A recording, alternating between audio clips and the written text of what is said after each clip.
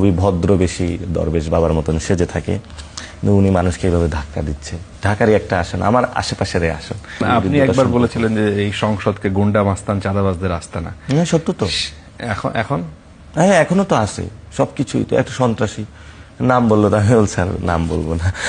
এই যে সন্ত্রাসী, এই যে গতকালকে একটা ফেসবুকে ভাইরাল ভিডিও হচ্ছে যে একজন প্রতিমন্ত্রী খুবই ভদ্র বেশি দরবেশ বাবার মতন সেজে থাকে, কিন্তু উনি মানুষকে এইভাবে ধাক্কা দিচ্ছে।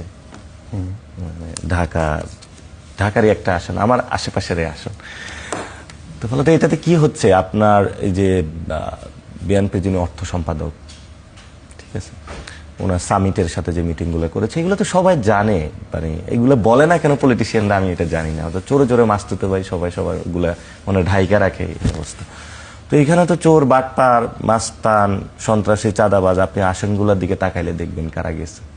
এটার মাধ্যমে তো সে ঋণ খেলাপি, 2100 কোটি টাকা ঋণ খেলাপি, 700 কোটি টাকা ঋণ খেলাপি, দুর্নীতির মামলা 5 আগস্টের পরে হলো জোর করে রাতের বেলায় ফোন দিয়ে মামলা উঠায় ফেলছে, তারা হলো সংসদে চলে গিয়েছে।